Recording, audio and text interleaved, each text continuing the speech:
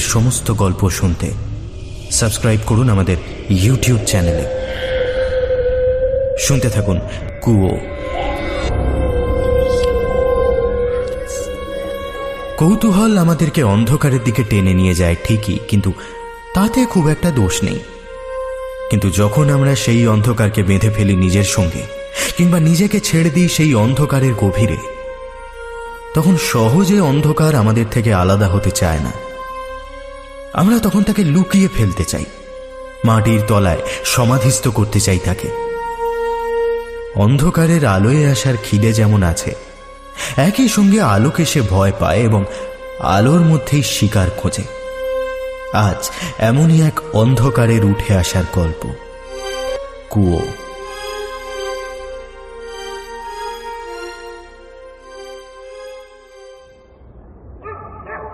আজ শনিবার, উইকেন্ড। সময়টা প্রায় মাঝরাত। মদ্যপ অবস্থায় এখন বাংলা টিভি চ্যানেলের চিফ এডিটর অরিন্দম বোস টলতে টলতে পাব থেকে বেরিয়ে এলেন। হাত ঘড়িতে সময়টা দেখার চেষ্টা করলেন বটে, কিন্তু তার নেশাগ্রস্ত চোখ ঘড়ির কাঁটাগুলোর সঠিক অবস্থান নির্ণয় করতে হার স্বীকার করল। কোনো মতে টলমল পায়ে অন্ধকার গলিতে দাঁড় করানো নিজের গাড়ির সামনে এসে দাঁড়ালেন। একটা হিন্দি গানের সুর গুনগুন করতে করতে গাড়ির চাবিটা পকেট থেকে বের করে দরজা খোলার চেষ্টায় বারবার ব্যর্থ হচ্ছেন তিনি। নেশাতুর চোখে কি হোলটা ঠিকভাবে ঠাহরি করতে পারছেন না। আজ তিনি খুব খুশি। গত রাতে একটা খুব এক্সাইটিং নিউজ পেয়েছেন। প্রায় 1 বছর ধরে উনি একটা স্টোরি ফলো করছিলেন। শেষমেশ গত রাতে সেটা ক্র্যাক হওয়ার খবর এসেছে। হঠাৎ কাঁধের ওপর একটা চাপ অনুভব করে চমকে পেছন ফিরে তাকালেন অরিন্দম। বার দুয়েক চোখ ঘষে নিয়ে দেখলেন তার সামনে দাঁড়িয়ে আছে আদ্যপান্ত কালো পোশাকে মোড়া একটা অবয়ব। উনি কিছু একটা বলতে যাচ্ছিলেন, কিন্তু ওকে সেই সুযোগ না দিয়ে অবয়বটা ওর মুখটা শক্ত করে চেপে ধরে পেছন থেকে বের করে আনলো একটা ধারালো ছুরি। নিজেরই গাড়িতে ঠাসা অবস্থায় অরিন্দম ছটফট করার চেষ্টা করলেন বার কয়েক, কিন্তু পারলেন না। সময় নষ্ট না করে কালো অবয়বটা তার হাতে ধরা ছুরিটা চালিয়ে দিল অরিন্দমের গলা লক্ষ্য করে, আর সঙ্গে সঙ্গে ফিনকি দিয়ে রক্ত বেরিয়ে আততায়ীর কালো মাস্ক পরা মুখের ওপর এসে পড়ল। অরিন্দম বোস লুটিয়ে পড়লেন মাটিতে। কাজ শেষ হতেই খোঁড়াতে খোঁড়াতে আততায়ী যেভাবে অন্ধকার থেকে বেরিয়েছিল সেভাবেই অন্ধকারের মধ্যে মিলিয়ে গেল।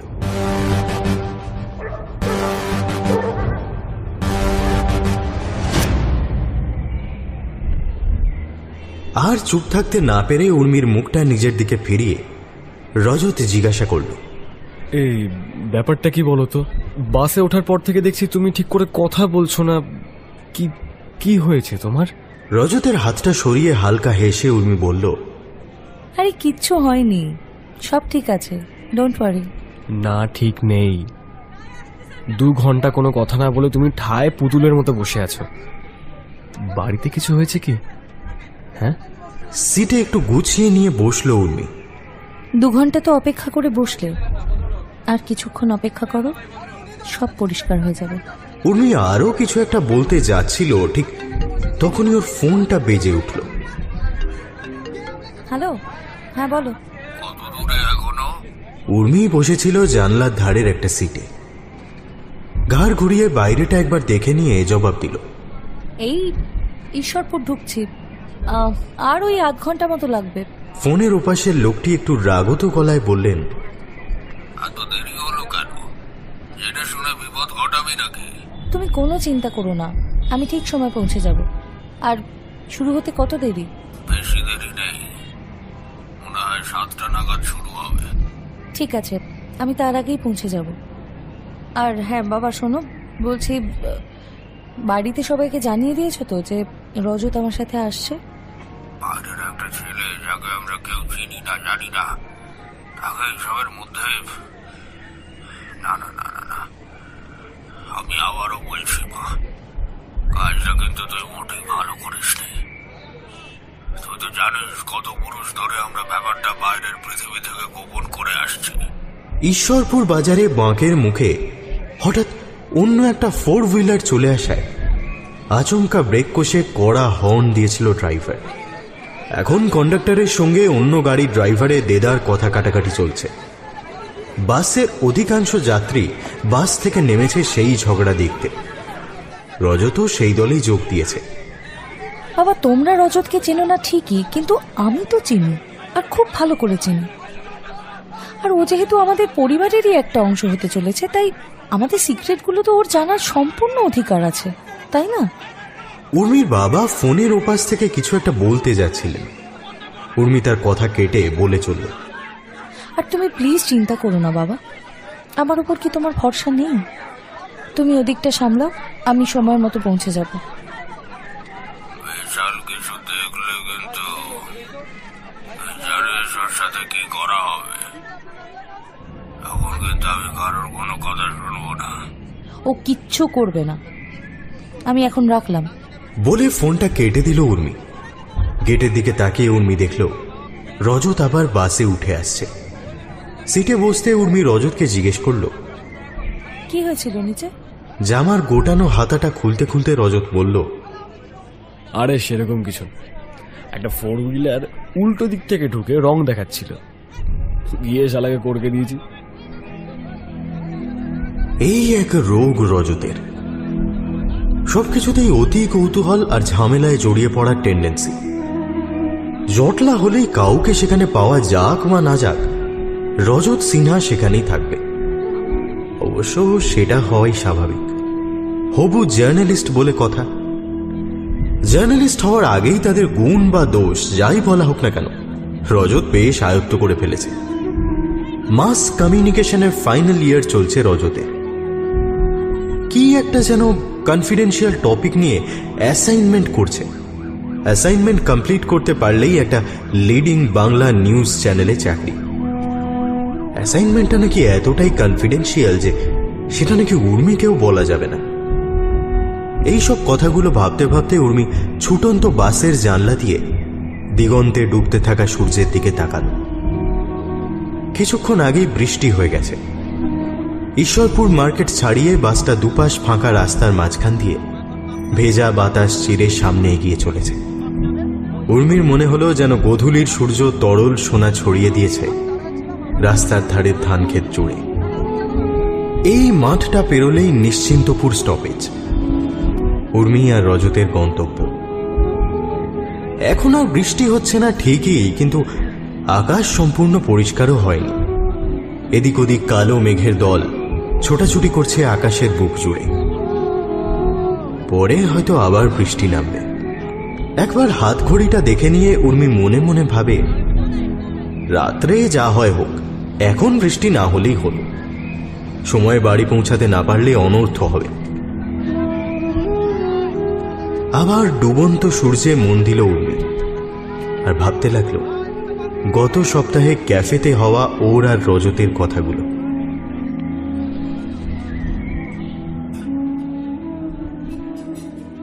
এইবারও ফোনটা কেটে দিল রজত। আধ ঘন্টা ধরে উর্মি রজতের জন্য অপেক্ষা করছে দক্ষিণ কলকাতার একটা ক্যাফেতে। ওয়েটার এসে দুবার ফিরে গেছে। অস্থিরভাবে উর্মি একবার দরজার দিকে তাকাচ্ছে, আরেকবার তাকাচ্ছে ঘড়ির দিকে। চেয়ার ছেড়ে উঠতে যাবে ঠিক তখনই রজত এসে ঢুকলো। দরজা থেকেই সরি বলতে বলতে এগিয়ে এলো রজত। উর্মি রাগত গলায় জিজ্ঞেস করল, তোমার এত দেরি হলো যে? আর তুমি ফোনটা ধরছিলে না কেন? উর্মির উল্টো দিকে চেয়ারে বসতে বসতে রজত বলল, কি আর বলবো, আমার ওই হ্যাঁ, তোমার ওই অ্যাসাইনমেন্ট, তাই তো? লজ্জিত মুখে মাথা নিচু করে একটু হাসল রজত। আচ্ছা, কিসের অ্যাসাইনমেন্ট বলো তো? আর কবে থেকে এসব অ্যাসাইনমেন্ট করে চলেছো তুমি? তাও আবার যদি বলতে, নাকি কনফিডেন্সিয়াল অ্যাসাইনমেন্ট? একদমই তাই, কনফিডেন্সিয়াল। আর চাকরি পাওয়ার যে ওই একটাই শর্ত, অ্যাসাইনমেন্টটা কমপ্লিট করতেই হবে। নো অ্যাসাইনমেন্ট নো চাকরি। আর চাকরি না পেলে তোমাকে যে বেলাবর সাজতে হবে। যাকে খুব খিদে পেয়েছে, তুমি কিছু অর্ডার করলে? আজ থেকে প্রায় মাস 6 আগে রজত আর উর্মির এই ক্যাফেটেরিয়াতেই আলাপ। একরকম গায়ে পড়েই পরিচয় করতে আসে রজত। প্রথম দেখাতেই টল ডার্ক হ্যান্ডসাম রজতের প্রেমে পড়ে যায় উর্মি, কিন্তু প্রথমটায় নিজের মনের ভাব রজতের সামনে বিশেষ প্রকাশ করেনি। তারপর বহুবারই একই জায়গায় দুজনের দেখা হয়েছে, কিছুদিন পর ফোন নাম্বার এক্সচেঞ্জ, আর তারও কিছুদিন পর প্রেম। 1 বছরও হয়নি উর্মি কলকাতাতেই একটা মাল্টিন্যাশনাল কোম্পানিতে চাকরি পেয়েছে। রজতও আগে কি একটা কাজ করত, কিন্তু এখন সে কাজ ছেড়ে মাস কমিউনিকেশন নিয়ে পড়াশোনা করছে। কলকাতারই কোন একটা টিভি চ্যানেল থেকে নাকি কাজের অফারও পেয়েছে। চাকরির শর্ত, ওকে একটা কনফিডেন্সিয়াল অ্যাসাইনমেন্ট কমপ্লিট করতে হবে। আজ উর্মি রজতকে ক্যাফেতে ডেকেছে কিছু বলতে। ও রজতের ব্যাপারে সিরিয়াস, তাই উর্মির মনে হয় ওর যা যা সিক্রেট তা রজতের জানা দরকার। ওর ফ্যামিলির একটা সিক্রেট ব্যাপার আছে, যা ওরা বংশানুক্রমে বাইরের সবার থেকে লুকিয়ে আসছে। উর্মির মনে হয়েছে যেহেতু রজত ওদের ফ্যামিলির একটা পার্ট হতে চলেছে, তাই রজতকে সেই সিক্রেটের ব্যাপারে জানানো প্রয়োজন। কফির কাপে একটা চুমুক দিয়ে রজত উর্মিকে জিজ্ঞেস করল, কি ফ্যামিলি সিক্রেট? লোকে কি সিক্রেট কথা লোক ভর্তি ক্যাফেতে বলে? আচ্ছা রজত, আমার সত্যি কথা বলো তো, তুমি কি আমাদের এই সম্পর্কটা নিয়ে serious? Oh come on Urmi, you know I don't like all this. এগুলো দরকার নেই কোনো। উর্মির গালে হাত রাখলো রজত, তারপর বলল, আচ্ছা বাবা, অফকোর্স আই অ্যাম সিরিয়াস। হালকা হেসে আবার কফিতে চুমুক দিল। তোমাকে আমার কিছু দেখানোর আছে। দেখাও। না, এখানে নয়। তবে কোথায়? তোমাকে আমার সাথে নেক্সট উইক যেতে হবে। কোথায় যেতে হবে? আমার বাড়ি। মানে নিশ্চিন্তপুর? ইনি সারপ্রাইজ? সেই রকমই কিছু। হ্যাঁ সূচক ওপরে নিচে ঘাড় নাড়িয়ে বলল উর্মি। উর্মি, তুমি খুব ভালো করে জানো আই ডোন্ট লাইক সারপ্রাইজেস। আমাকে কিছু তো হিন্ট দাও, নিশ্চিন্তপুরে আমি কিসের সম্মুখীন হতে চলেছি? হিন্দু ধর্ম অনুযায়ী কেউ মারা গেলে কি করা হয়? দাহ করা হয়। বাট আমাদের ফ্যামিলিতে দাহ করা হয় না। তবে কি কবর? তো এতে সিক্রেটের কি আছে? অনেকেই তো আজকাল দাহ করার বিরুদ্ধে, মানে পলিউশনের জন্য। তবে মফস্বলে আমাদের দাহ করা হয় না কারণ আমাদের ফ্যামিলিতে কেউ মারাই যায় না। আমরা মরে গিয়েও মরি না। হোয়াট দ্য, কি আবোল তাবোল বলছো? তোমাদের ফ্যামিলিতে? ওহ, আস্তে আস্তে। সিক্রেট মানে বোঝো তুমি? এই জন্য তোমাকে আগে থেকে না কিছু বলতে চাই না আমি। আর কিচ্ছু বলবো না তোমায়, সরাসরি ওখানে গিয়ে দেখবে। নেক্সট উইক শুক্রবার আমরা বেরোবো। না মানে তুমি অবাস্তব কি সব আচ্ছা বেশ, ঠিক আছে। বাস কন্ডাক্টরের চিৎকার শুনে উর্মির চিন্তায় বাধা পড়ল।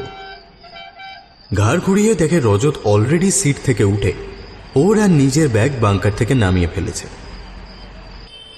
মুখে একটা হুঁ শব্দ করে সিট থেকে বেরিয়ে এলো উর্মি। বাস স্টপ থেকে একটা টোটো ভাড়া করে ওরা যখন উর্মির বাড়ির উদ্দেশ্যে রওনা দিল, তখন অস্ত যাওয়া সূর্যের শেষ আভাটুকুও মিলিয়ে গেছে পশ্চিম আকাশ থেকে। টোটোতে চড়ে বসার আগে তার সামনে লেখা নামটা দেখে নেয় রজত। বেশ ডিজাইন করে লেখা আছে পক্ষীরাজ। উর্মি অধৈর্য হয়ে বারবার টোটো চালককে বলছে, দাদা একটু তাড়াতাড়ি চালান প্লিজ। বারংবার জোরে চালানোর তাগাদায় একরকম নাজেহাল হয়ে শেষটায় টোটো চালক লোকটা বলেই বসলো, দিদি আমার তো নামটাই পক্ষীরাজ, এটা কিন্তু ওড়ে না।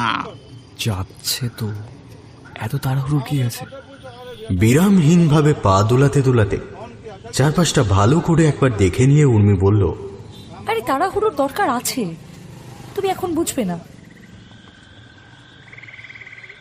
পাঁচিল ঘেরা দোতলা বাড়ির সামনে টোটোটা যখন থামল, তখন ঘড়ির কাঁটা 7টা ছুঁই ছুঁই। ভাড়াটা মিটিয়ে দিও বলে লোহার গেট ঠেলে হুড়মুড়িয়ে ঘরের ভেতর ঢুকে গেল উর্মি। উর্মির এই রকম আচরণে বেশ অবাক হয় রজত। এমন তো উর্মি কোনো অবস্থাতেই করেনি আগে। ঘটনার আকস্মিকতায় হতভম্বের মতো হাঁ করে কিছুক্ষণ নিজের সিটে অনড় হয়ে বসে রয়েছিল রজত। চারপাশে ঘুটঘুটে অন্ধকার, ঘরের বাইরে আলোর কোনো ব্যবস্থা নেই। আজকে অমাবস্যা, অন্ধকারের মধ্যে দুহাত দূরের জিনিসও দেখা যায় না। টোটো চালকের ডাকে সম্বিত ফিরে পেয়ে ভাড়া মিটিয়ে রজত দুটো ব্যাগ হাতে করে গেট পেরিয়ে ভেতরে ঢুকে এল। পাঁচিল ঘেরা সাধারণ দোতলা একটা বাড়ি, দেখতে বেশ পুরনো আমলের। অন্ধকারের মধ্যে দৈত্যের মতো দাঁড়িয়ে আছে সেটা। গেট দিয়ে ঢুকতেই রজত শুনতে পেল ঘড়ির ঢং ঢং শব্দ 7 বার।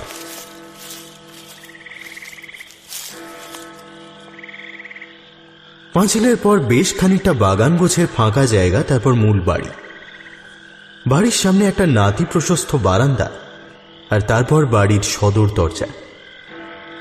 বাগানেও আলোর বিশেষ কোনো ব্যবস্থা নেই। বারান্দা আর জানলাগুলো থেকে যতটুকু আলো আসছে, রজত পায়ের দিকে তাকিয়ে দেখল একটা ইট বিছানো সরু রাস্তার ওপরও দাঁড়িয়ে আছে। ওখানে দাঁড়িয়েই রজত চারপাশটা ভালো করে একবার দেখে নিল। আবছা আলোতে যে জিনিসটা বেশি করে চোখে পড়ে তাহলে একটা গাছ, বেশ মোটা। কি গাছ সেটা রজত এত কম আলোতে ঠিক বুঝতে পারল না। গাছ থেকে হাত 10 দূরে একটা মুখ ঢাকা কুয়ো, বেশ বড় আকারের কুয়োটা। রজত এর আগে এত বড় কুয়ো কখনো দেখেনি। হঠাৎ একটা গোঙানির শব্দ শুনে বুকটা ছ্যাঁত করে উঠল রজতের। কুয়োটা যেদিকে, সেদিক থেকে চাপা জান্তব গোঙানির শব্দটা আসছে। রজত ভীতু নয়, কিন্তু এই রকম একটা পরিবেশে জান্তব গোঙানির শব্দটা ওর গলাটাও একটু শুকিয়ে দিল। কিন্তু ওই বারবার কৌতূহলের কাছে হেরে যেতে হয় রজতকে। এবারও কৌতূহল চেপে রাখতে না পেরে সেই দিকে পা বাড়াতে যাচ্ছে, অমনি সদর দরজা খুলে উর্মি বেরিয়ে এলো। উর্মির পেছন পেছন বেরিয়ে এলেন একজন মধ্যবয়স্ক লোক। এই রজত, ওই দিকে কোথায় যাচ্ছ? বাড়ির দরজা তো এদিকে। কোথায় ভ্যানিশ হয়ে গিয়েছিল বলো তো? আর এত অন্ধকার কেন? আলো জ্বালানো নেই কেন বাইরে? এইদিকে এসো, তোমার পরিচয় করিয়ে দিই। ইনি হলেন আমার বাবা, শ্রী নিবারণ গাঙ্গুলি। আর বাবা, এই হলো আমার বন্ধু রজত, রজত সিনহা, যার কথা তোমায় বলেছিলাম। রজত একটা নমস্কার করল নিবারণ বাবুকে। বাবার দিকে তাকিয়ে উর্মি বলল, বাবা তুমি ভেতরে চলো, আমি রজতকে নিয়ে আসছি। রজত লক্ষ্য করল বাসে আসার সময় উর্মির মধ্যে যে টেনশন ভাবটা ছিল এখন তা সম্পূর্ণ উধাও। এখন ওর মন মেজাজ বেশ ফুরফুরে। তোমার বাবা কি আমাকে দেখে খুশি নন? কোনো কথা বললেন না, অমরেশপুরি মার্কে একটা লুক দিয়ে চলে গেলেন। কেসটা কি? কেস আবার কি? তুমি ভেতরে চলো তো আগে, চলো। বাড়ির ভেতরে ঢুকে আসতেই আর চোখে কুয়োর দিকটা একবার দেখে নিল উর্মি। রজত দেখল ওর একটা মাঝারি সাইজের হল ঘরে এসে দাঁড়িয়েছে। এদিক ওদিক অন্যান্য ঘরে যাওয়ার দরজা। হলঘরটার এক কোনায় একটা সিঁড়ি, সম্ভবত দোতলায় যাওয়ার।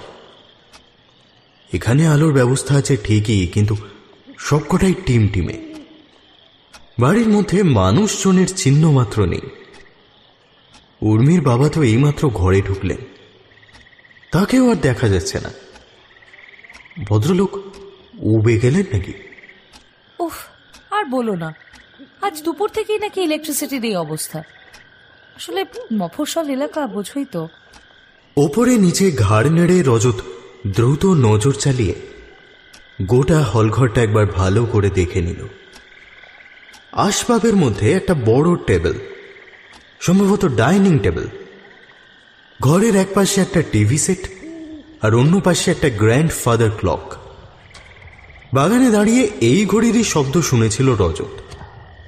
ভেতরের কোনো একটা ঘর থেকে একটা চাপা গুঞ্জন ভেসে আসছে। সবকিছু দেখে নিয়ে ঘাড় ঘুরিয়ে উর্মির দিকে তাকাতেই রজতের বুকটা ছ্যাঁত করে উঠল। ও দেখল উর্মি ওর দিকে নিষ্পলক দৃষ্টিতে তাকিয়ে আছে। ওর মুখের সরল ভাবটাও যেন আর ধরা পড়ছে না রজতের চোখে। দেখো রজত, এখানে তুমি যা দেখবে, যা শুনবে, প্রথম প্রথম তোমার হয়তো বিশ্বাস নাও হতে পারে, আর সেটা স্বাভাবিকও। সত্যি বলতে কি, আমি যে তোমাকে আজ এখানে নিয়ে এসেছি, এতে আমার পরিবারের কেউই বিশেষ খুশি নয়। তাই কারোর সাথেই যে কথা বলতে যাওয়ার কোনো দরকার নেই। যতটা সম্ভব হ্যাঁ দিয়েই কথা সারবার চেষ্টা করবে। আর হ্যাঁ, যাই দেখো বা শোনো না কেন, ভয় পাবে না, আমরা সবাই থাকবো। শুধু তুমি এইটুকুনি মনে রেখো, আমি থাকতে তোমার কোনো ক্ষতি হবে না। কোনো কারণে রজতের গলাটা আবার শুকিয়ে আসছে। সম্মোহিতের মতো একবার ঘাড় নাড়ালো। হ্যাঁ, আরে আমার সাথে হ্যাঁ হো করতে হবে না। উফ, বড্ড হাঁদা তুমি। এসো। বলে রজতের কাঁধের ব্যাগ দুটো নিয়ে সেগুলো একটা চেয়ারের উপর নামিয়ে রাখল উর্মি। তারপর দোতলায় যাওয়ার সিঁড়ি ধরল। পেছন পেছন রজত। সিঁড়ির প্রতিটা ধাপের সঙ্গে চাপা গুঞ্জনের শব্দটা উত্তরোত্তর বাড়ছে। এবার রজত শুনতে পেল গুঞ্জনের মধ্যে একরাশ চাপা কান্নার উপস্থিতি। সিঁড়ির একটা বাঁক ঘুরতেই দোতলার বারান্দাটা স্পষ্ট দেখা যায়। রজত দেখল গোটা বারান্দাটা একটা কালচে ধোঁয়ায় ঢাকা। কোনো কিছুই স্পষ্টভাবে দেখা যায় না। এখানে বৈদ্যুতিক আলোর ব্যবস্থা নেই।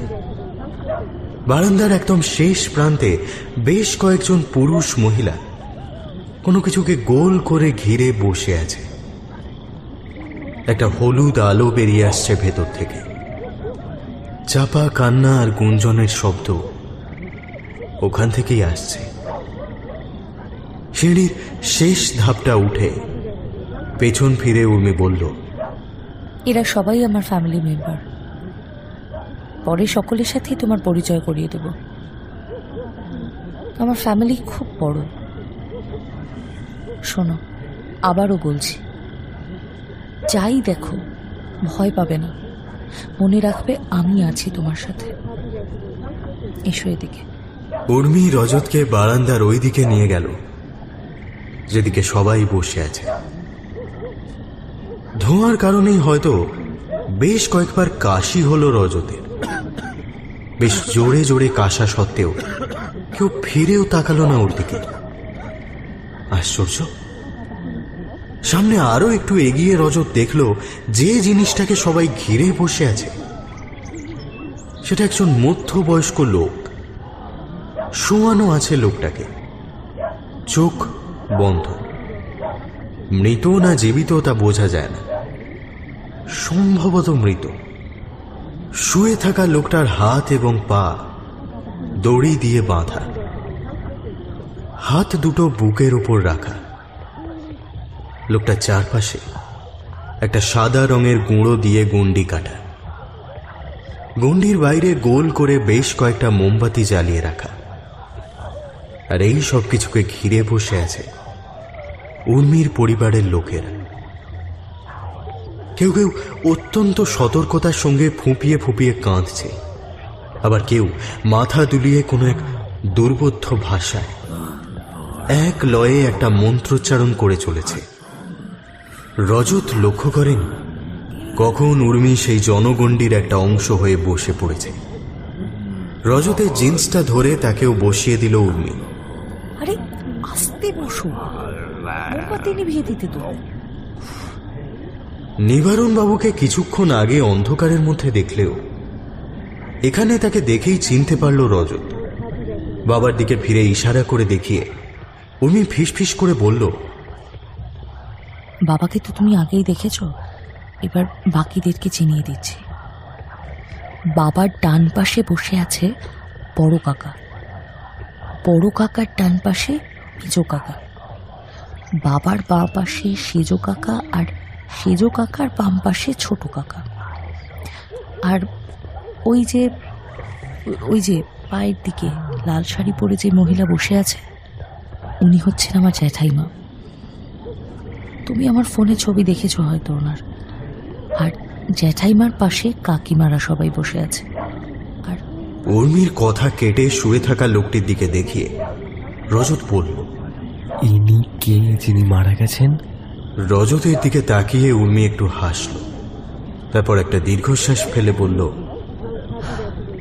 যিনি শুয়ে আছেন তিনি আমার জেঠু, আর উনি মারা যাননি। রজত উর্মিকে কিছু একটা জিজ্ঞেস করতে গিয়েও আটকে গেল, কারণ এতক্ষণও যাকে মৃত ভাবছিল তার মুখ থেকে একটা গোঙানির শব্দ ভেসে আসতে শুনল। অল্প ঠোঁট নেড়ে কিছু একটা বলতে চাইছেন ভদ্রলোক। উর্মির বাবা সাদা গণ্ডির বাইরে থেকেই দাদার মুখের কাছে গিয়ে জিজ্ঞেস করলেন, জল খাবে দাদা?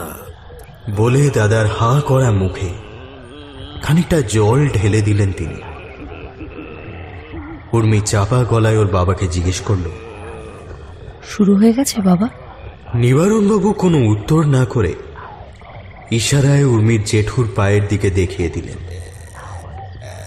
রজত আর উর্মি ও জেঠুর মাথার কাছে বসেছিল, তাই হয়তো মোমবাতির ক্ষীণ আলোয় ওরা ব্যাপারটা লক্ষ্য করেনি। উর্মির জেঠুর পায়ের দিকে তাকাতেই রজতের শিরদাঁড়া বেয়ে একটা ঠান্ডা স্রোত বয়ে গেল। উর্মির কাঁধ খামচে ধরে আঁতকে উঠে উল্টো দিকে মুখ ঘুরিয়ে রজত বলে উঠল, এটা কি? হ্যাঁ, কি এসব? আর আমি এসব কি দেখছি? লাগছে তো। বলে নিজের কাঁধ থেকে রজতের হাতটা সরিয়ে দিয়ে উর্মি ফিস ফিস করে বলল, তোমাকে তো আগেই বলেছিলাম ভয় পাওয়া চলবে না। এখন শুধু দেখো, পরে তোমার সব প্রশ্নের উত্তর দেব আমি। নাও নাও, মুখ ফেরাও তো এবার। তুমি না জার্নালিস্ট হবে, আর এইটুকুতেই এত ভয় পেলে চলবে? উর্মি জানত রজতকে ঠিক কোথায় আঘাত করতে হবে। ওর কথা শুনে রজত অনিচ্ছা সত্ত্বেও আবার উর্মি জেঠুর পায়ের দিকে তাকালো। রজত দেখল লোকটার হাঁটু থেকে নিচে পায়ের বাকি অংশটা নেই। পায়ের জায়গায় শুধু কয়েকটা সাদা হাড় পড়ে আছে।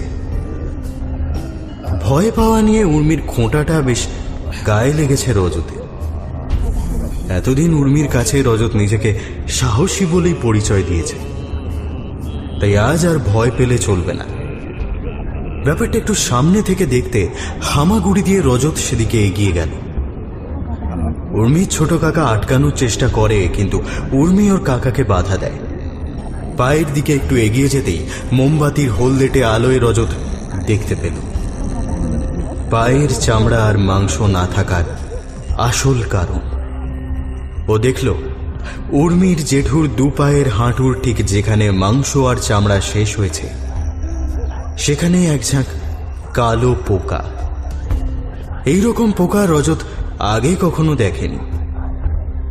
দেখতে খানিকটা পিঁপড়ের মতো, আর আকারে একটা ডেও পিঁপড়ের প্রায় দ্বিগুণ। পোকাগুলো অতি দ্রুততার সঙ্গে ভদ্রলোকের চামড়া আর মাংস কুড়ে খেতে খেতে ক্রমশ শরীরের ওপরের দিকে উঠছে।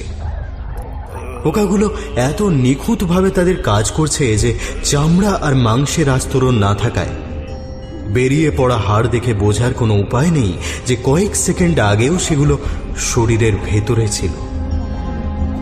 আশ্চর্যের বিষয়, আশেপাশে রক্তের কোনো চিহ্ন নেই। পোকাগুলো কোথা থেকে আসছে সেটা দেখতে আরো একটু এগিয়ে গেল রজত। দেখল ওগুলো আসছে উল্টো দিকের একটা খোলা জানলা দিয়ে। পায়ের নিচে সাদা গণ্ডির খানিকটা বিচ্ছিন্ন। পোকাগুলো সেই পথেই গণ্ডির ভেতর ঢুকছে সার বেঁধে। এই সব কিছু দেখে কাঁপতে কাঁপতে রজত আবার উর্মির পাশে এসে বসে পড়ে। পোকাগুলো তোমরা তাড়াচ্ছ না কেন? উর্মি শুধু একটা বাঁকা হাসি হাসল, কোনো উত্তর দিল না।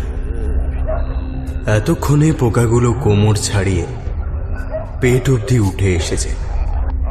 কোমর থেকে ওপরের অংশটা রক্ত মাংসের মানুষ, আর কোমর থেকে নিচের অংশটা একটা আস্ত কঙ্কাল। পোকাগুলো যতই শরীরের ওপরের দিকে উঠছে, শুয়ে থাকা উর্মির জেঠুর গোঙানিও ক্রমশ বাড়ছে। সেই সঙ্গে পাল্লা দিয়ে বাড়ছে সকলের মাথার দুলুনি আর মন্ত্রোচ্চারণের ধ্বনি। যে জিনিসটা দেখে রজত সবচেয়ে বেশি অবাক হচ্ছে সেটা হলো উর্মির জেঠু এই অবস্থাতেও নিজের কঙ্কালে পরিণত হওয়া পাগুলো নাড়াতে পারছে নাগের মতো। পোকাগুলো এতক্ষণে গলা অবধি উঠে এসেছে, বুকের পাঁজর এখন স্পষ্ট দেখা যাচ্ছে। হঠাৎ একটা চি চি শব্দ শুনে চমকে উঠল রজত। ও লক্ষ্য করল উর্মির জেঠু চোখ দুটো বড় বড় করে আছেন আর মুখটা চোঙার মতো করে চি চি শব্দ করছেন। দেখতে দেখতে কয়েক মুহূর্তের মধ্যে কালো পোকাগুলো উর্মির জেঠুর মাথার চুলগুলো অবধি খেয়ে শেষ করে দিল। তারপর যে পথে তারা এসেছিল সেই পথেই ফিরে গেল। মন্ত্রোচ্চারণ বন্ধ হয়েছে। এখন সবার সামনে পড়ে আছে হাত পা বাঁধা একটা আস্ত কঙ্কাল। কঙ্কালটা থেকে থেকে থরথর করে কেঁপে উঠছে। বাঁধা হাত পা খোলার চেষ্টা করছে অনবরত, আর মুখ দিয়ে একটা চি চি শব্দ করেই চলেছে। উর্মির বাবা নিবারণবাবু কঙ্কালটার মুখে একটু জল দিয়ে উঠে দাঁড়ালেন, সেই সঙ্গে বাকিরাও। রজতের সারা শরীর ঘামে ভিজে গেছে। চাপা স্বরেও জিজ্ঞেস করল, কঙ্কাল কিভাবে চিৎকার করতে পারে? এবার কি করা হবে এটা নিয়ে? রজতের গলায় ভয় এবং উত্তেজনার ছাপ স্পষ্ট। ঠোঁটে তর্জনী ঠেকিয়ে উর্মি বলল, চুপ, সব দেখতে পাবে কি করা হয়।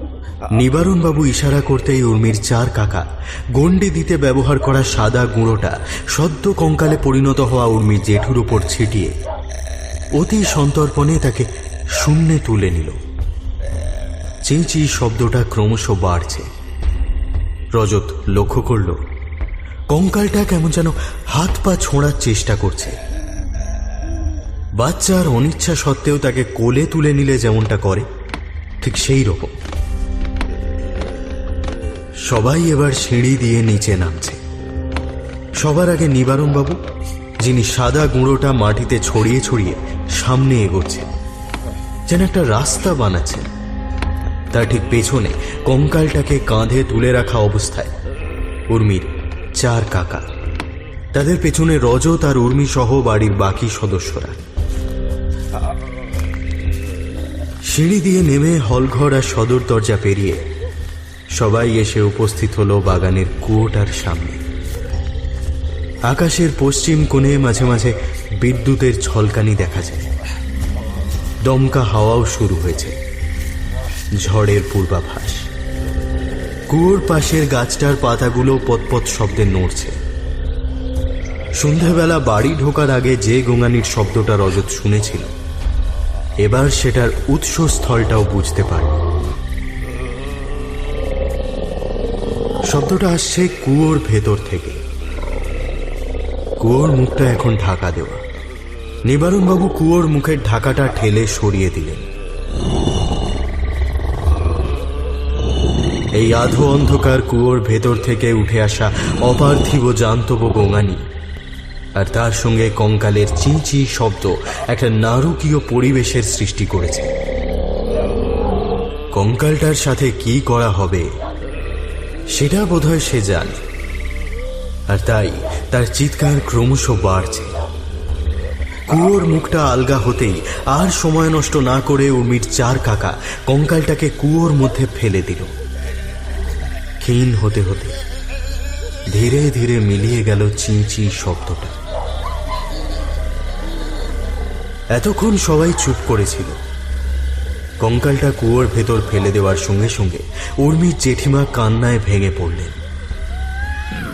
বৌদিকে ঘরে নিয়ে যাও বলে তিনি আবার কুয়োর মুখটা আগের মতোই ঢেকে দিলেন।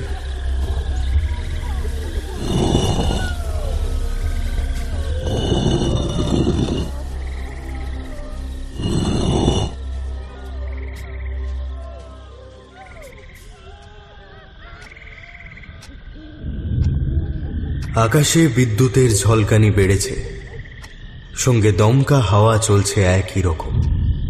হলঘরের জানলা দিয়ে বাইরে মুখ বাড়িয়ে নিবারণবাবু বাইরেটা একবার দেখে নিয়ে বললেন, হাওয়ায় মেঘ উড়িয়ে দেবে বলে মনে হচ্ছে।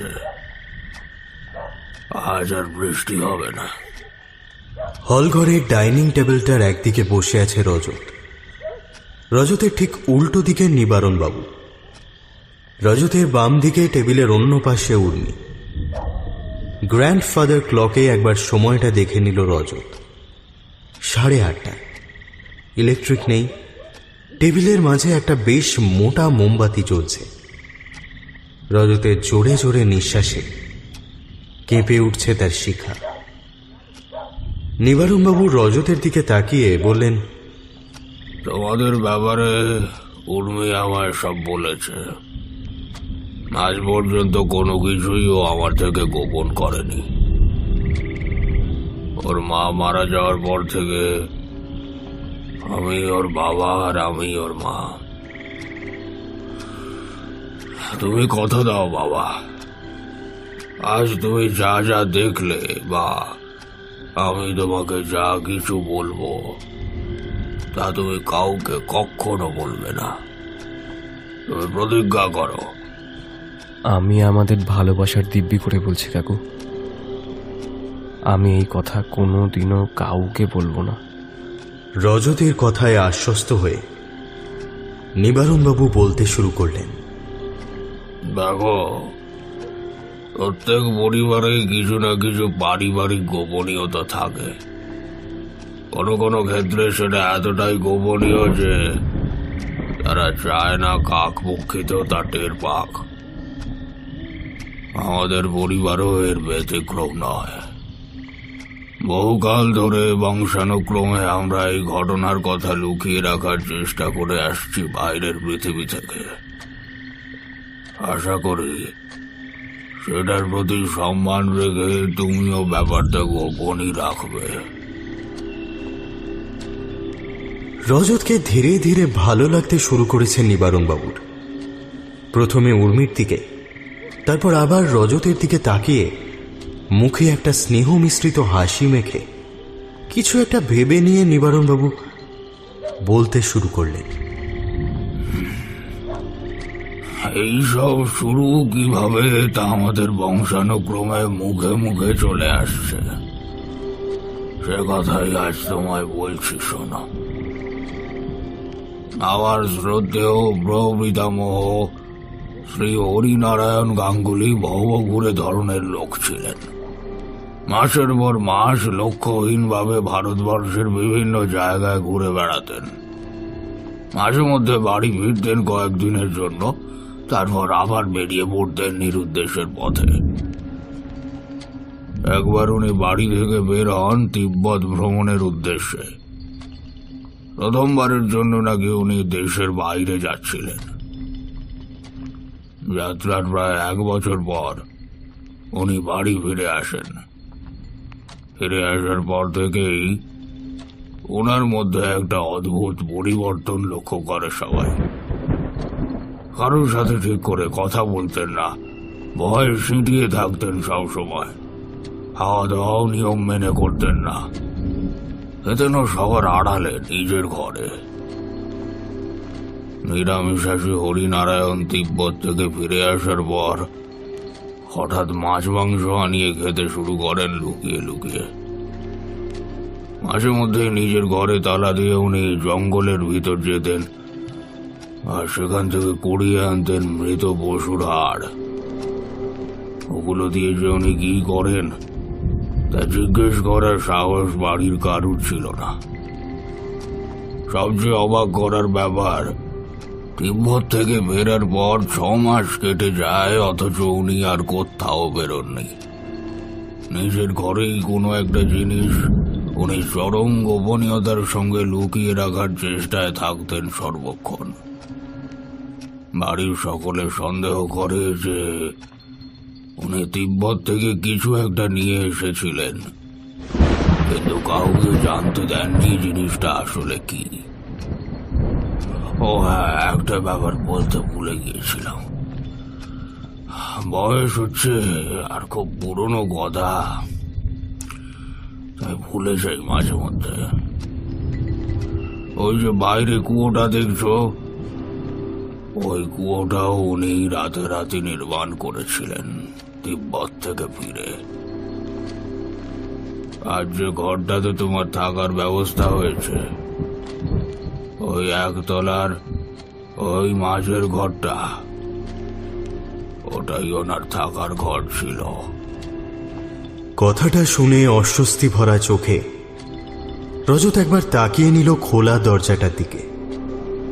বাড়ির সকলকে হরিনারায়ণ জানিয়ে দিয়েছিলেন যদি কেউ কোনোদিন তার খোঁজে আসে তাহলে তাকে বা তাদেরকে যেন বলে দেওয়া হয় হরিনারায়ণ বাড়ি ফেরেননি।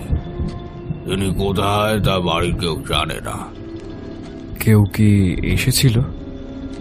হ্যাঁ, এসেছিল। হরিনারায়ণের বাড়ি ফেরার ঠিক 6 মাস পরে দুজন লোক আসে তাঁর খোঁজে।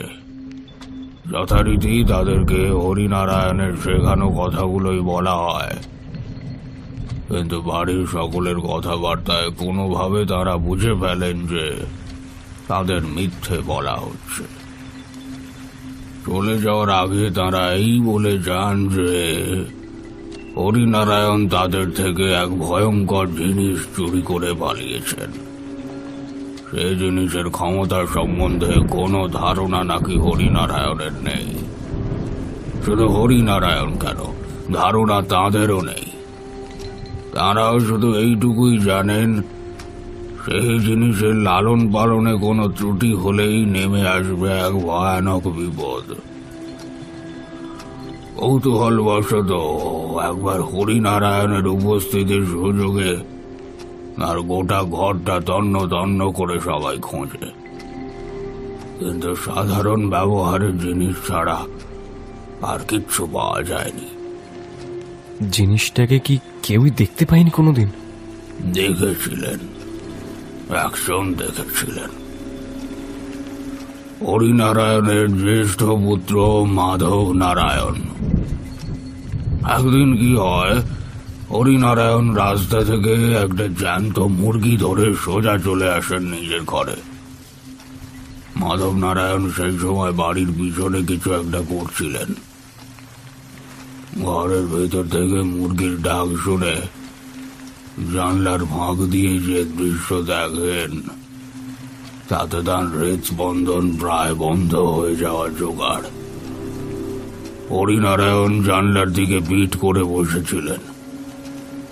মাধব নারায়ণের মনে হলো যেন তার বাবা কোনো কিছুকে কোলে বসিয়ে অতি আদরের সঙ্গে তার গায়ে মাথায় হাত বোলাচ্ছেন আর দুর্বোধ্য কোনো ভাষায় একটা ছড়া কাটছেন।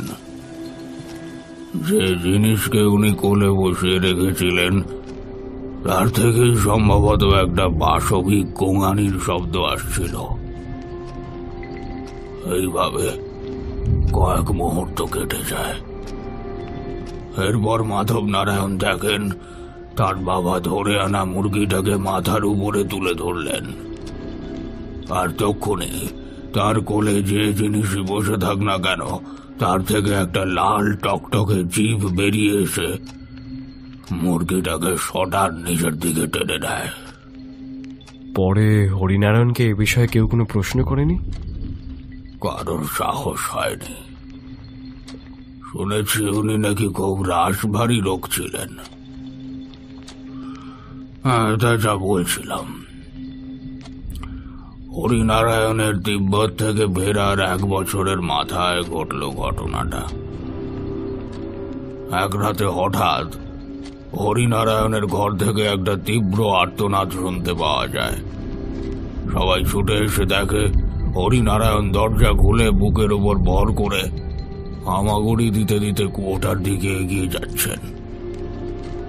ঘটনা দেখে সকলে যথারীতি অবাক। কাছে গিয়ে একটা দৃশ্য দেখে চমকে ওঠে সকলে। দেখে ওনার হাঁটু থেকে পায়ের নিচের অংশে কোনো হাড় মাংস অবশিষ্ট নেই। হাজার হাজার কালো পোকা ওনার পা দুটোকে কুড়ে কুড়ে খাচ্ছে। ওনার পিঠ ভুঁড়ে বেরিয়ে এসছে। একটা লাল রঙের প্রায় 2-3 হাত লম্বা লকলকে জীবের মতো কিছু। দেখে মনে হচ্ছিল যেন অপার্থিব কোনো প্রাণী হয়তো হরিনারায়ণের শরীর থেকে বের হওয়ার চেষ্টা করছে, আর হরিনারায়ণ বুকে ভর দিয়ে কুয়ো অবধি যাওয়ার আপ্রাণ চেষ্টা করছেন। তখন কুয়োটার পাড় এতটা উঁচু ছিল না। যতক্ষণে হরিনারায়ণ কুয়োর কাছে পৌঁছেছেন ততক্ষণে পোকাগুলো ওনার কোমরের নিচ অবধি খেয়ে ফেলেছে। শেষবারের মতো সকলের দিকে তাকিয়ে কোনো মতে উনি নিজেকে কুয়োর মধ্যে ফেলে দেন। আমার বাবা তার ঠাকুরদার মুখে শুনেছিলেন, সেদিন হরিনারায়ণের কাতর দৃষ্টি যেন চিৎকার করে বলতে চাইছিল, ক্ষমা করো, ক্ষমা করো আমায়, আমি তোমাদের সকলের কাছে ক্ষমা প্রার্থী। তন্ন তন্ন করে খুঁজেও হরিনারায়ণের ঘর থেকে কেউ কিচ্ছু পায়নি, কারণ জিনিসটিকে হরিনারায়ণ লুকিয়ে রাখতেন নিজেরই মধ্যে। মাধব নারায়ণ বুঝতে পারেননি যে তার বাবা কোনো কিছুর ওপর হাত বোলাচ্ছিলেন না, বোলাচ্ছিলেন নিজেরই শরীরের ওপর। আর জীবটা ওই দিন বেরিয়ে এসেছিল হরিনারায়ণেরই মুখের ভিতর থেকে হয়তো।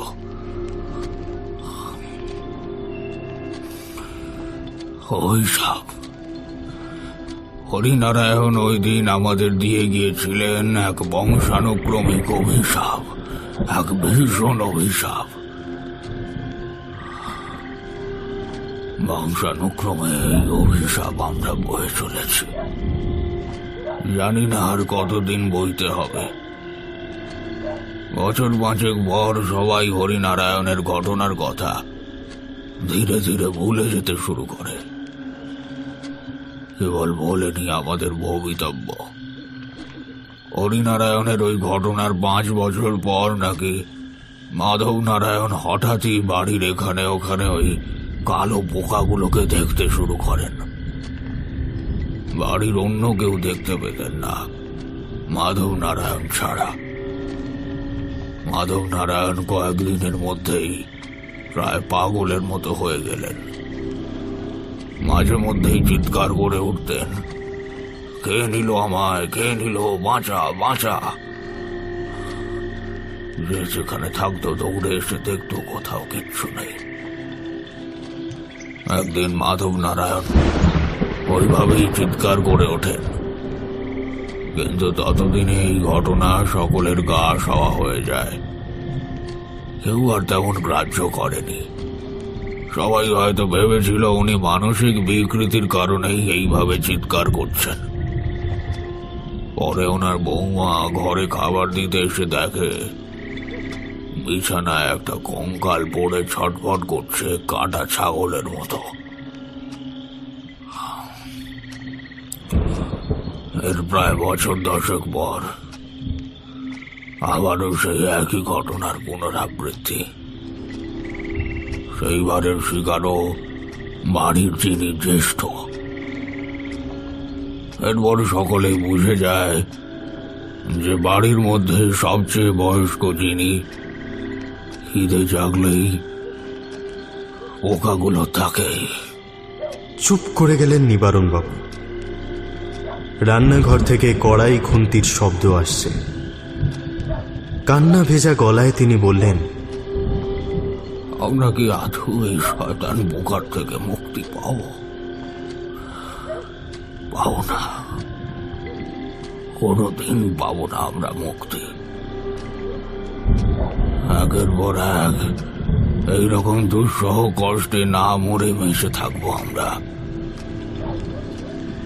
দাদার পর এখন আমি বাড়ির জ্যেষ্ঠ, অর্থাৎ এবার আমার পালা। এবার আমার ডাক আসবে।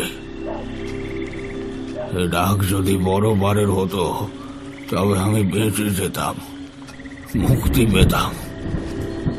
এই অভিশাপ আমাদের টেনে নিয়ে ফেলে জীবন এবং মৃত্যুর মাঝের কোনো এক সূক্ষ্ম জায়গায়। সেখানে আমার বাকি পূর্বপুরুষদের সাথে আমিও ছটফট করতে থাকবো মৃত্যুর আশায়। এই হয়তো বিধির বিধান। একে খণ্ডায় কার সাথী? কথাটা শুনে বাবার হাতটা চেপে ধরল উর্মি। নিজেকে সামলে নিয়ে নিবারণবাবু বললেন, এই দেখো, কথায় কথায় কত রাত হয়ে গেল। তোমাদের খাওয়ার ব্যবস্থা কি হলো দেখে গিয়ে বসো তোমরা। বলেই উঠে গেলেন নিবারণবাবু। কিছুক্ষণ চুপ থেকে রজত উর্মিকে বলল, উর্মি, শোনো না, আমার না কেমন শরীর খারাপ লাগছে, কেমন একটা দমবন্ধ ভাব হচ্ছে। মনে হচ্ছে চারপাশ থেকে কেউ যেন চেপে ধরছে আমায়। এ বাবা, ওষুধ দেব? না, সত্যি বলতে কি ভীষণ ভয় করছে আমার। যদি রাতে পোকাগুলো এসে আমায় ধরে ফেলে। ধুর পাগল, আমরা আছি কিভাবে তাহলে? আর বাবা কি বললো তুমি শুনলে না? তোমার ভয়ের কোনো কারণ নেই। আচ্ছা চলো তো, বরং তোমায় ছাদ থেকে ঘুরিয়ে আনি। চলো, খোলা হাওয়া একটু ঘুরলে ঠিক হয়ে যাবে সব। চলো। মোমবাতির মোম বেশ অনেকটাই গলে গেছে।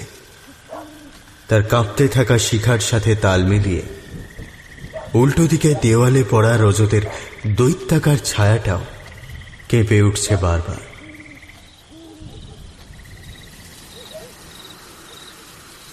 ছাদে আসতে সত্যিই বেশ ভালো লাগছে রজতে। মনের মধ্যেকার চাপা ভাবটাও আর নেই। বেশ কয়েকবার বুক ভরে নিঃশ্বাস নিল, তারপর একটা সিগারেট ধরাল। ও এখনো এই সব কিছুকে বিশ্বাস করে উঠতে পারছে না। যা কিছু দেখলো শুনলো সবই অবাস্তব মনে হয়। বাস্তবে এইসব কিছু ঘটা সম্ভব নয়। কিন্তু এও ঠিক যে ও সবকিছুই নিজের চোখের সামনে ঘটতে দেখেছে। কোনোটাই শুধুমাত্র কানে শোনা কথা নয়। ওর কাছে এখন এই সব কিছুর প্রমাণও আছে। ছাদে আসার পরই উর্মিকে ওর বাবা নিচে ডাকে। ছাদে এখন রজত একা। দরজা থেকে যতটা সম্ভব দূরে যাওয়া যায় ততদূর গিয়ে রজত ফোনটা বের করে একটা নাম্বার ডায়াল করল। ফোনের স্ক্রিনে নামটা ভেসে উঠল, অরিন্দম বোস, এডিটর, এখন বাংলা টিভি। দুবার রিং হওয়ার পর ওদিক থেকে কলটা রিসিভ হলো। मेरे शेर, any update? Give me the good news. আমি জানি you are on the spot today. Yes, there is a good news, sir. যা যা বলেছিলে সব অক্ষরে অক্ষরে মিলে গেছে। রজত বুক পকেট থেকে বের করল কলমের মতো দেখতে একটা জিনিস। Everything is recorded, but all credit goes to your pen cam, sir.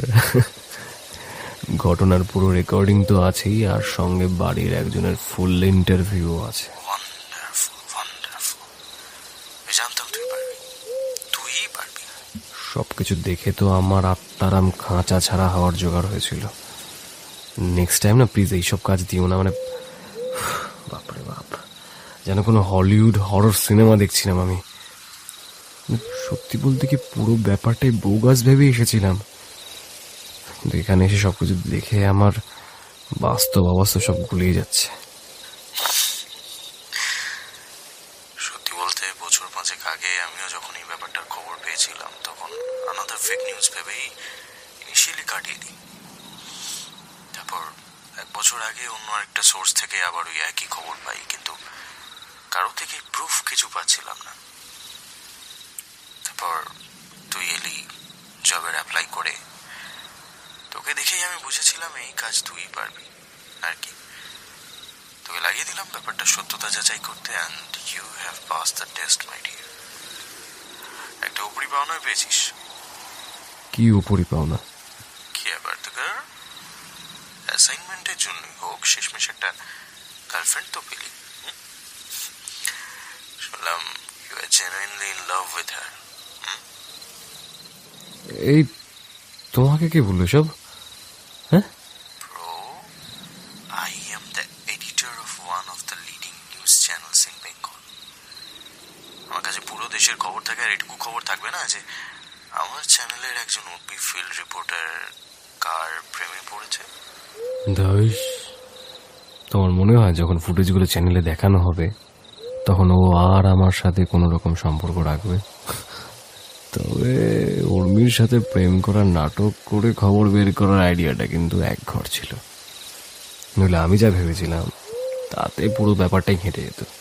দেখে ও একটা মেয়ে গেলে 10টা আসবে। তুই তাড়াতাড়ি ফুটেজগুলো আমাকে মেল করে দে, আর আমি তারপর তোকে অফার লেটারটা পাঠিয়ে দিচ্ছি। ওখান থেকে ফিরেই অফিসিয়ালি জয়েন করে নিস। থ্যাংক ইউ, বাট মনে হয় পাঠানো যাবে না অরিন্দমদা। এখানে নেটওয়ার্কের অবস্থা খুব খারাপ, তারপর আবার বৃষ্টি হয়ে গেছে। শেষবারের মতো জামাই আদর খেয়ে 2-1 দিনের মধ্যেই আমি কলকাতা ফিরছি। একেবারে অফিসে গিয়েই দিয়ে দেবো না হয়। হ্যাঁ, আচ্ছা বেশ, যেটা ভালো মনে হয় কর তোর। আচ্ছা, জাস্ট আউট অফ কিউরিওসিটি, ওরা কঙ্কালগুলোর করে কি? বাড়ির সামনে একটা কুয়ো আছে, ওতে ফেলে দেয়। I see. মানুষগুলো কঙ্কালে পরিণত হওয়ার পরও নড়াচড়া করে, তাই না? তাহলে আর বলছি কি, ভিডিও ফুটেজগুলো দেখলে তোমার পিলে চমকে যাবে। এই যে সো টু স্পিক জ্যান্ত কঙ্কালগুলোকে কুয়োতে ফেলে দেয়, তারপর কি হয়? মানে তারা কুয়োর ভেতর করেটা কি? কুয়োর ভেতর কত এরকম জ্যান্ত কঙ্কাল জমা হয়েছে? কথাটা শুনে কিছুক্ষণ চুপ করে রইল রজত। প্রশ্নটা যে ওর মনেও জাগেনি তা নয়। অন্যমনস্কভাবে রজত জবাব দিল, কি জানি। যাকে আমাদের তা দেখি, আমাদের যা দরকার ছিল তা পেয়ে গেছি। একবার খবরটা বের হোক, তারপর উড়ো দিয়ে সব ডিটেলস বের করে নেবো। রাখছি এখন, গুড নাইট। বলে এখন বাংলা টিভির এডিটর অরিন্দম বোস ফোনটা কেটে দিলেন। প্রশ্নটা রজতের মনে গেঁথে গেছে এতক্ষণে। ও আরো একটা সিগারেট ধরাল, বিড়বিড় করে উচ্চারণ করলো কয়েকবার, ওর ভেতর কি আছে, ওর ভেতর কি আছে, জানতেই হবে ওর ভেতর কি আছে। রজতের ভাবনায় ছেদ পড়ল পেছন থেকে নিবারণ বাবুর ডাকে। রজত, নিচে এসো, খাবার তৈরি হয়ে গেছে। তুমি কি ফোনে কথা বলছিলে একটু আগে? হ্যাঁ কাকু, অফিসের ফোন। আপনি চলুন, আমি আসছি। হা, আমি ভাবলাম একা একা আবার তুমি কার সাথে কথা বলছো। ঠিক আছে, এসো তুমি। নিবারণ বাবুর গলাটা গম্ভীর শোনালো কি? সন্ধেবেলা তো বেশ ভালোভাবেই কথা বললেন। রজত মনে মনে ভাবল, উনি কি আমার ফোনের কথাগুলো শুনে ফেললেন আড়াল থেকে? ধর, কি সব ভাবছি। চোরের মন তো, তাই সবসময় পুলিশ পুলিশ হচ্ছে। খাওয়া দাওয়া সেরে রজতের শোয়ার ব্যবস্থা হলো একতলার ঘরটাতে। শুতে যাওয়ার আগে রজতের কানে কানে উর্মি বলে গেল, এই যে মিস্টার, আমার শোয়ার ঘরটা 2তলায় সিঁড়ি দিয়ে উঠে 3 নম্বর। মনে থাকে যেন, 3 নম্বর। ভয় করলে আমার কাছে চলে এসো, দরজা খোলাই থাকবে। রজত একটা সৌজন্যের হাসি হেসে বলল, না, যথেষ্ট অভয় দিয়েছ তুমি। Good night. How unromantic. বলে রজতকে একটা টর্চ ধরিয়ে উর্মি গটগট করে 2তলায় চলে গেল।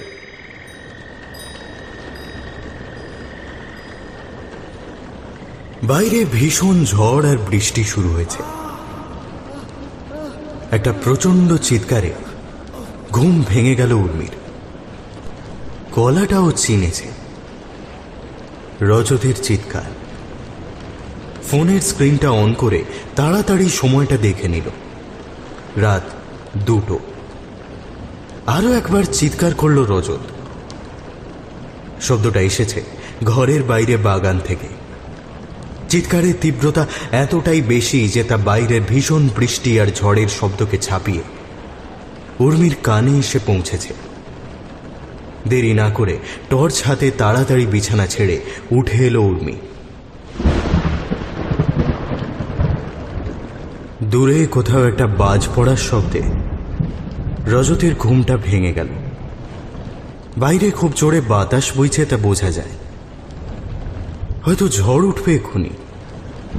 সারাদিনের জার্নির ক্লান্তিতেই হয়তো চোখ লেগে গিয়েছিল কিছুক্ষণের জন্য।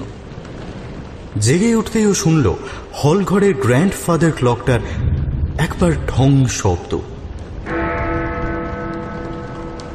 মনে মনে ভাবল, ভাগ্যিস ঘুমটা ভাঙল, নইলে যা ভেবে রেখেছিল তার কিছুই হতো না।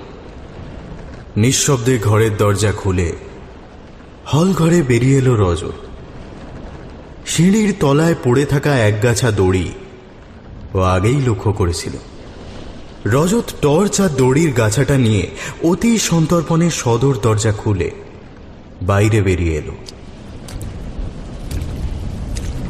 অন্ধকারের মধ্যে গা মিশিয়ে এসে দাঁড়ালো কুয়োর সামনে। খুব সাবধানে, যতটা সম্ভব কম শব্দ করে কুয়োর মুখের ঢাকাটা সরিয়ে দিল। সন্ধেবেলার গোঙানির শব্দটা এখন আর নেই।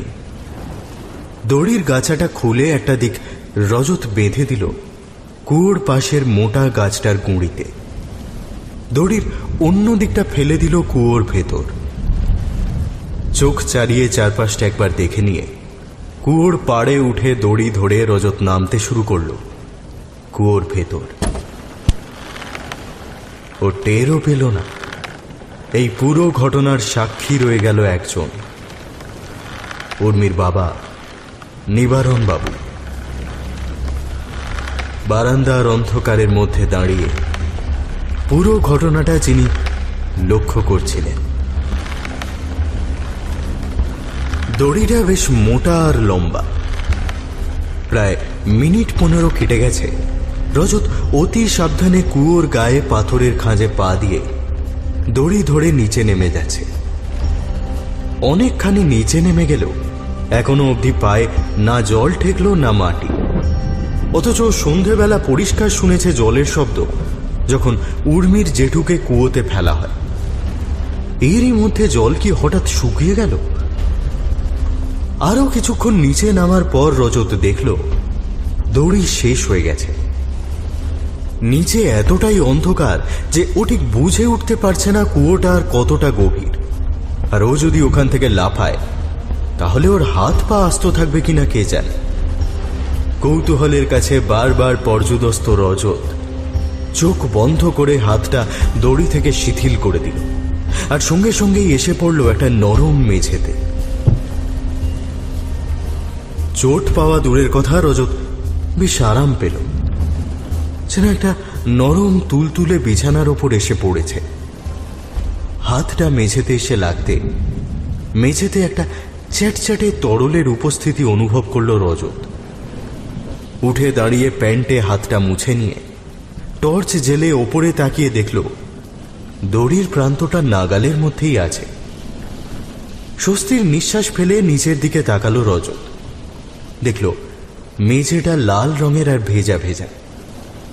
হঠাৎ মাথাটা ঘুরে গেল রজতের, নাকি মেঝেটাই একটু দুলে উঠল, নাকি পুরোটাই মনের ভুল।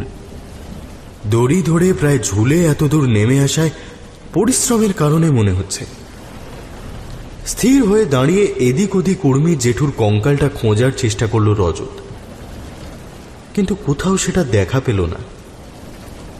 যেভাবে সরাসরি ফেলা হয়েছে তাতে আশপাশেই পড়ে থাকার কথা। একটা আস্ত কঙ্কাল এমনি এমনি উধাও হয়ে গেল নাকি? চারপাশটা ঘুরে দেখতে গিয়ে একটা ব্যাপার লক্ষ্য করল রজত। কুয়োটার মুখটার তুলনায় ভেতরটা আরো বেশি প্রশস্ত, অনেক বেশি জায়গা ভেতরে। একটা বড় হল ঘরের মতো। হঠাৎ কেমন একটা বোঁটকা গন্ধ ছড়িয়ে পড়ল চারপাশে।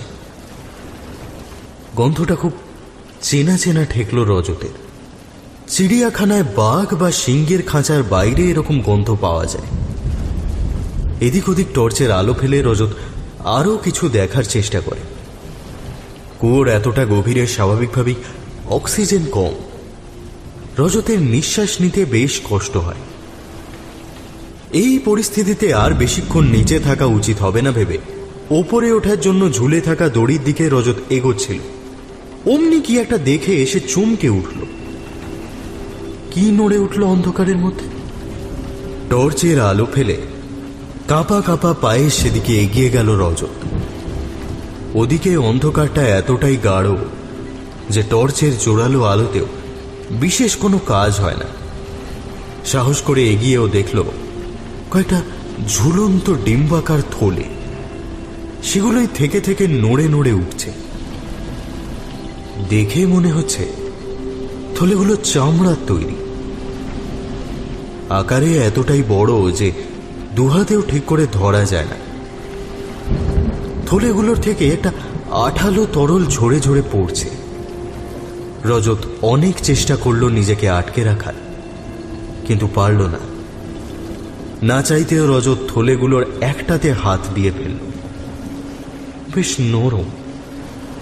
একটু চাপ দিতেই আচমকা সেটা ফেটে গিয়ে তার ভেতর থেকে বেরিয়ে পড়ল সন্ধেবেলা দেখা সেই কালো কালো পোকাগুলো। সংখ্যায় প্রায় হাজার হাজার পোকাগুলো মেঝের উপর পড়ে এদিক ওদিক ছুটতে শুরু করল।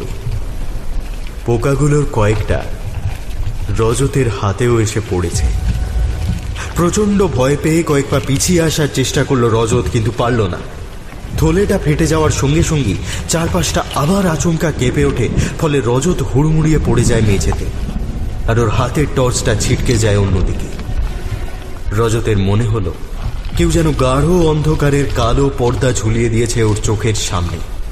ভয়ে কাঁপতে কাঁপতে হামাগুড়ি দিয়ে নিভে যাওয়া টর্চটা খোঁজার চেষ্টা করলো রজত। হাতড়ে হাতড়ে টর্চটা হাতে ঠেকতেই নিমেষের মধ্যে সেটা জ্বালিয়ে মেঝের দিকে রজত তাক করলো ফেটে যাওয়া থলেটার দিকে। ও দেখল থলেটা পড়ে আছে ঠিকই, কিন্তু পোকাগুলো যেন কোনো জাদুমন্ত্র বলে উধাও হয়ে গেছে সেখান থেকে। পোকাগুলো ঠিক কোন দিকে পালালো সেটা দেখতে দেখতে রজত এদিক ওদিক খুঁজে দেখার চেষ্টা করল। খুঁজতে খুঁজতে রজত কুয়োর একদিকের দেওয়াল অবধি পৌঁছে যায়। মেঝের মতোই দেওয়ালের রঙও লাল। আর একটা জিনিস সেটা রজতের দৃষ্টি আকর্ষণ করল, তা হলো দেওয়ালের ওপর ত্রিকোণাকৃতির বড় বড় সূচালো পাথর। পাথরগুলোর এক একটা এক হাতের চেয়েও লম্বা। সেগুলো যেন কোনো নিয়ম মেনে থরে থরে সাজানো। কয়েকটা একদম সোজা, আর কয়েকটা ডগার দিকটা অল্প বাঁকানো। পাথরগুলোর ওপরেও আঠালো তরলটা গড়িয়ে পড়ছে কোথাও থেকে। নিচে থাকাটা আর ঠিক হবে না ভেবে রজত যেই না পেছন ফিরেছে অমনি মেঝেটা আবার ভীষণভাবে কেঁপে ওঠে। আর টাল সামলাতে না পেরে রজত আবার মেঝের ওপর পড়ে যায়।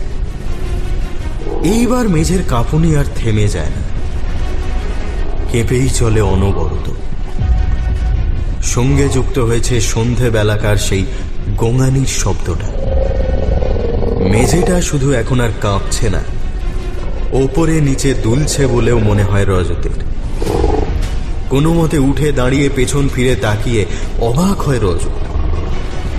দেওয়ালটা কি একটু এগিয়ে এসেছে সামনের দিকে? হ্যাঁ, এগোচ্ছে। দেওয়ালটা ক্রমশ এগিয়ে আসছে রজতের দিকে। একদিকের দেওয়াল এগোচ্ছে মানে উল্টো দিকের একই রকম একটা দেওয়াল আছে, এবং সেটাও এর সাথেই এগোবে। মেঝের দুলুনি আর গোঙানির শব্দ মিলেমিশে একটা অদ্ভুত ভয়াবহ পরিবেশের সৃষ্টি হয়েছে কুয়োর ভেতর। মেঝেটাকে একটু বেশি ভেজা ভেজা ঠেকছে। আর বেশি কিছু না ভেবে কোনো মতে রজত দৌড়ে গেল দড়িটার দিকে। মুখে টর্চটা চেপে ধরে এক লাফে দড়িটা ধরে নিয়ে ওপরে উঠতে শুরু করলো। খানিকটা ওপরে উঠে একরকম অনিচ্ছা সত্ত্বেও একবার নিচের দিকে তাকালো রজত। তাকিয়ে যা দেখল তাতে প্রবল আতঙ্কে ওর মুখ দিয়ে নিজের অজান্তেই একটা আর্তনাদ বেরিয়ে এলো। রজত দেখল একটা কালো গহ্বর, আর তার দুপাশে থরে থরে সাজানো সেই সাদা সুচালো পাথরগুলো চকচক করছে। আর দুপাশের ওই পাথরের সারি ধীর গতিতে ক্রমশ এগিয়ে যাচ্ছে পরস্পরের দিকে। পার্থিব যে জিনিসের সঙ্গে এর তুলনা চলে তা হলো একটা মুখ, বৃহদাকার কোনো প্রাণীর মুখ। রজত ভাবল, তবে কি ও প্রাণীটার মুখের ভেতর দাঁড়িয়েছিল এতক্ষণ? না, আর কোনো কিছু ভাবার সময় নেই। এই বিভীষিকার হাত থেকে বাঁচতে যত তাড়াতাড়ি সম্ভব এখান থেকে পালাতে হবে। নিচের থেকে চোখ ফেরানোর কয়েক মুহূর্ত আগে রজত দেখল প্রাণীটার ফাঁকা মুখের ভেতর থেকে একটা সুরের মতো লাল রঙা কিছু উঠে আসছে ওর দিকে। সন্দেহ নেই, ওটা প্রাণীটার জিভ, যেটাকে মেঝে ভেবে রজত এতক্ষণ দাঁড়িয়েছিল। প্রচন্ড আতঙ্কে আরো একবার চিৎকার করল রজত, আর এর ফলে ওর মুখের টর্চটা খসে নিচে পড়ে গেল।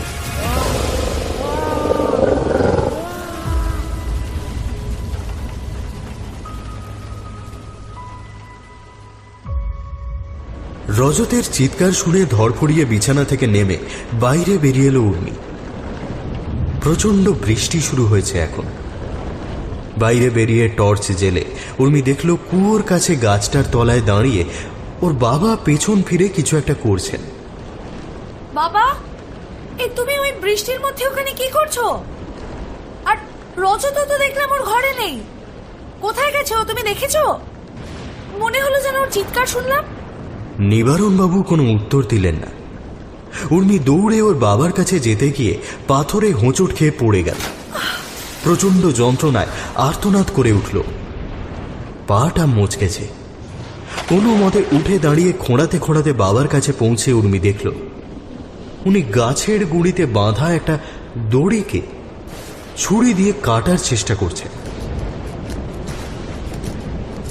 ছুরিটা ভোঁতা, তাই বিশেষ সুবিধা হচ্ছে না। দড়ির অন্য পাশটা কুয়োর মধ্যে নেমে গেছে। কি করছো তুমি এখানে বাবা? হ্যাঁ, বৃষ্টিতে এভাবে ভিজলে তো তোমার শরীর খারাপ করবে। আর এখানে এরকম দড়ি বাঁধলো কে? সন্ধেবেলাতেও তো ছিল না। তুমি ঘরে চলো তো। উর্মির কথায় নিবারণ বাবুর মধ্যে কোনো প্রতিক্রিয়া দেখা গেল না। এই ঝড় বৃষ্টির মধ্যে কথাগুলো ভালো করে বুঝতে পারছে না উর্মি। কি বলছো তুমি এসব? কিছু তো বুঝতে পারছি না। শূন্য দৃষ্টিতে আকাশের দিকে তাকিয়ে একই রকম ভাবে দড়িটা কাটতে কাটতে নিবারণ বাবু চিৎকার করে বললেন, পারিবারিক গোপনীয়তা, পারিবারিক গোপনীয়তা, পারিবারিক গোপনীয়তা বজায় রাখতে হবে। বাইরের কেউ যেন জানতে না পারে। কেউ জানতে পারবে না, কেউ জানতে পারবে না। উর্মি কিছু একটা বলতে যাচ্ছিল, এমন সময় কুয়োর ভেতর থেকে রজতের চিৎকার ভেসে আসে। নিবারণ বাবু একই রকম ভাবে বিড়বিড় করে যাচ্ছেন। উর্মি দৌড়ে গেল কুয়োটার কাছে। ভেতরের টর্চ ফেলে চমকে উঠল, দেখল রজত কুয়োর ভেতর থেকে উঠে আসার আপ্রাণ চেষ্টা করছে, কিন্তু বৃষ্টির জলে ভিজে যাওয়া দড়িতে ওর হাত বারবার পিছলে যাচ্ছে। রজত এখনো কুয়োর প্রায় 25 মিটার ভিতরে। রজত, তুমি ওখানে কিভাবে গেলে? কি করছো তুমি ওখানে? সব বলবো তোমায় উর্মি, সব বলবো। আগে আমাকে উপরে তোলার চেষ্টা করো, আমাকে নইলে এরা সব খেয়ে ফেলবে। কার কথা বলছো? কে খেয়ে ফেলবে তোমার? সময় খুব কম উর্মি, সময় নেই। আমাকে উপরে তোলার ব্যবস্থা করো। তুমি দড়িটা ধরে টানো। আমি একা তো পারবো না। আচ্ছা তুমি একটু অপেক্ষা করো, আমি মেজো কাকা বা ছোট কাকাকে ডেকে আনি, দাঁড়াও। না, কাউকে ডেকো না, কাউকে ডেকো না, সময় নেই, তুমি চেষ্টা করো। আচ্ছা আচ্ছা আচ্ছা, আমি একাই টানছি, আমি। বলে উর্মি ওর হাতের টর্চটা মাটিতে নামিয়ে রেখে ওর বাবার দিকে তাকিয়ে বলল, বাবা, রজত কোর মধ্যে পড়ে গেছে বাবা, ওকে বাঁচাও প্লিজ, দড়িটা ধরে টানো, ওকে বাঁচাও বাবা প্লিজ। বলেই মোটা দড়িটা দুহাতে ধরে দড়ি সমেত রজতকে ওপরে টানতে শুরু করলো উর্মি। বেশ খানিকটা উপরে উঠে আসতে সক্ষম হলো রজত। ছুরি হাতে নিবারণবাবু উর্মির কাছে এসে বললেন, না মা, ও মরুক, মরুক, ও মিথ্যেবাদী, ও একটা শয়তান, ও বেঁচে গেলে আমাদের পরিবারের সব গোপন খবর বাইরে বলে দেবে।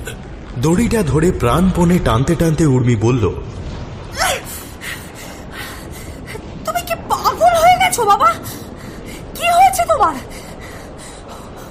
ও কেন এরকম করবে? ও তো তোমায় কথা দিয়েছিল বাবা, ও কথা দিয়েছিল ও কাউকে বলবে না। ও মিথ্যে বলেছে মা, ও মিথ্যে বলেছে, মিথ্যে প্রতিশ্রুতি দিয়েছে। না বাবা না, ও মিথ্যে বলেনি। রাগে কান্নায় ভেঙে পড়ে নিবারণবাবু মাটিতে রাখা টর্চটা তুলে কুয়োর মধ্যে রজতের ওপর আলো ফেলে উর্মিকে বললেন, ওকে জিজ্ঞেস কর, ও রাত্রে ছাদে বনে কার সাথে কথা বলছিল, কাকে বলছিল, সবকিছু রেকর্ডিং ওর কাছে আছে। কাকে বলছিল ও তোর সাথে ভালোবাসার মিথ্যে অভিনয় করেছে শুধু আজকের দিনটার জন্য? জিজ্ঞেস কর ওকে। কথাগুলো শুনে উর্মির হাতটা একটু শিথিল হয়ে গেল। কাঁপা কাঁপা গলায় রজতকে জিজ্ঞাসা করল, বাবা এসব কি বলছেন রজত? তুমি আমাকে উপরে তোলো, আমি তোমাকে সব বুঝিয়ে বলবো। উর্মির চোখ জবা ফুলের পাপড়ির মতো লাল। ওর চোখের জলের ফোঁটাগুলোকে বৃষ্টির জল ধুয়ে দিচ্ছে বারবার। বুঝে আসা গলায় উর্মি বলল, তুমি এতদিন আমার সাথে মিথ্যে ভালোবাসার অভিনয় করে গেছো, কেন করলে তুমি এরকম? কটা টাকার জন্য? কার কাছে বিক্রি করবে বলে ঠিক করেছো এইসব? রজত আর ঝুলে থাকতে পারে না, ওর হাতে আর বশ নেই। এর মধ্যে ও পায়ে কিছু একটা স্পর্শের অনুভূতি পেল, ভেজা ভেজা নরম কিছু। না উর্মি, টাকা নয়, চাকরি। হ্যাঁ, চাকরি। এই কাজটা না করে দিলে ওরা আমাকে চাকরিটা দিত না। এটাই আমার সিক্রেট অ্যাসাইনমেন্ট ছিল। তুমি তো জানো আমার এই মুহূর্তে চাকরিটার কত প্রয়োজন ছিল। প্লিজ উর্মি, আমাকে উপরে তোলা, আমি সত্যি ভালোবেসে ফেলেছি তোমায়। আই লাভ ইউ উর্মি, বাঁচাও আমাকে প্লিজ উর্মি, প্লিজ বাঁচাও। রেকর্ডিং গুলো কোথায় রজত? আছে আছে, আমার ব্যাগে একটা পেন ক্যাম আছে, তাতে তাতে আছে সব। এবার তোলো আমায় প্লিজ। তোমাকে কার সাথে ফোনে কথা বলতে শুনেছে আমার বাবা? আর কে জানে এই ঘটনার ব্যাপারে? কুয়োর গভীর থেকে উঠে আসা জীবটা রজতকে বুক অবধি জড়িয়ে ফেলেছে এতক্ষণে। হাত শিথিল হয়ে আসছে রজতের। অসংলগ্ন গলায় ও বলল, এখন বাংলার চিফ এডিটর অরিন্দম বোস, এবার আমায় উপরে তোলো, দয়া করে আমাকে উপরে তোলো। আমি কাউকে কিচ্ছু দেবো না, আমি এখান থেকে অনেক দূরে কোথাও চলে যাবো। প্লিজ প্লিজ, অনেক দূরে কোথাও, প্লিজ প্লিজ। যেতে তো তোমাকে হবেই রজত, খুব দূরে যেতে হবে, যেখান থেকে তুমি আর কাউকে কিচ্ছু জানাতে পারবে না কোনোদিন। উর্মির কথাটা শেষ হতেই আকাশে বিদ্যুৎ চমকে উঠল। তাতে উর্মি দেখতে পেল লাল রঙের সুঁড়ের মতো দেখতে কিছু একটা রজতকে আষ্টে পৃষ্ঠে জড়িয়ে ধরেছে। কড়াত করে একটা হাড় ভাঙার শব্দ হলো, আর সঙ্গে সঙ্গে রজতের একটা চাপা আর্তনাদ। কুয়োর অন্ধকারের মধ্যে উর্মি বিশেষ কিছু দেখতে পাচ্ছে না, কিন্তু এটা স্পষ্ট দেখতে পেল রজতের হাতটা দড়ি থেকে আলগা হওয়ার পরও কিছুক্ষণ শূন্যে ভেসে রইল একই জায়গায়। তারপর সবেগে ঢুকে গেল কুয়োর কোহিনী। এতক্ষণে নিবারণবাবুও দড়িটা কেটে আলগা করে ফেলেছেন। দৌড়ে এসে দড়ির কাটা দিকটা কুয়োর মধ্যে ফেলে দিয়ে কুয়োর মুখটা ঢেকে দিয়ে বললেন,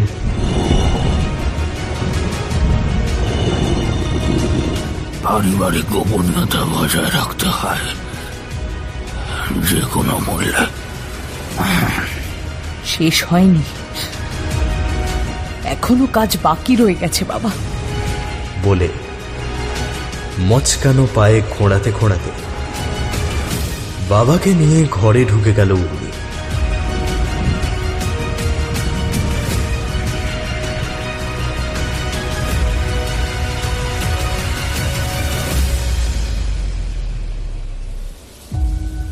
আমরা যেমন অন্ধকারে আলো জ্বালতে পছন্দ করি, তার রহস্য ভেদ করতে পছন্দ করি, তেমনি অন্ধকারও আমাদের বুক থেকে আলো শুষে নেয় আর পড়ে থাকে সেই অন্ধকার।